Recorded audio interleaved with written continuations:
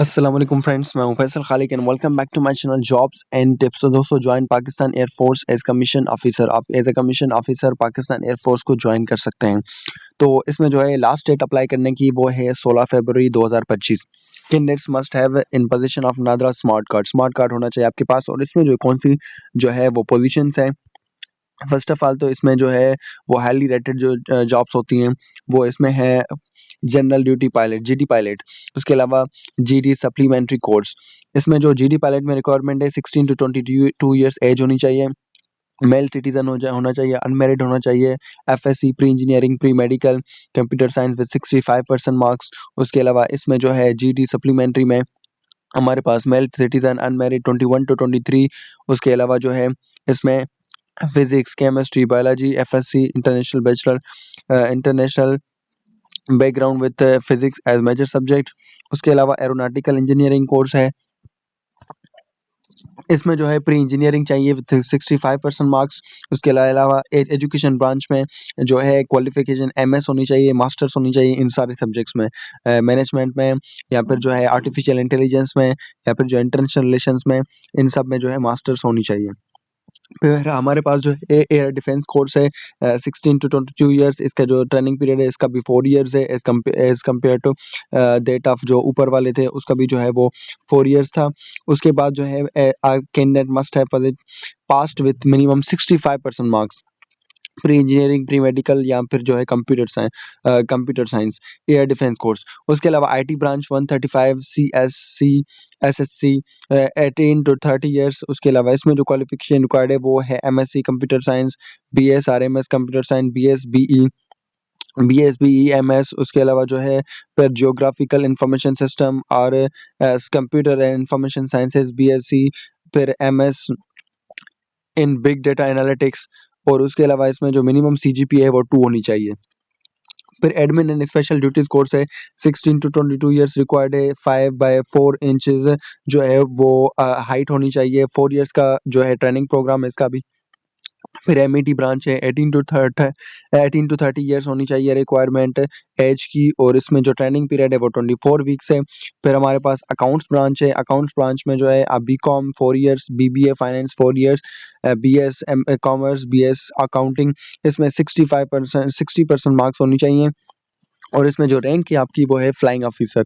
और मैरिड और unmarried both can apply, male citizen of the Pakistan. Logistic course है। Logistic course में जो है वो 5 बाय 4 इंचेस आपकी जो है हाइट होनी चाहिए। उसके अलावा जो है क्वालिफिकेशन है कैंडिडेट है मस्ट है विद मिनिमम 65% मार्क्स।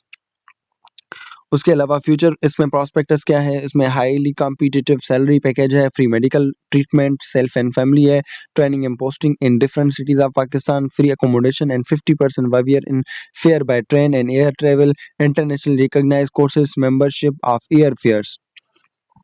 तो ये इसके जो है ट्रेनिंग सेंटर है। इसमें आपने जो है वो आपका टेस्ट होगा, आप सिलेक्ट कर सकते हैं अपनी मर्जी से। अब जो है इसमें और फर्दर हम प्रोसीजर देखें, सिलेक्शन प्रोसीजर लास्ट वन यहाँ पर है लीगल ब्रांच। लीगल ब्रांच में जो है एलएलबी रिक्वायर्ड है।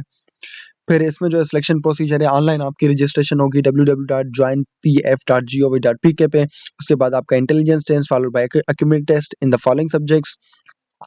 All candidates with pre-medical background for permanent commission, English and physics. All candidates with pre-engineering उसके English, physics and maths। और उसके अलावा 6 GDP supplementary course, उसमें academic test and relevant subjects।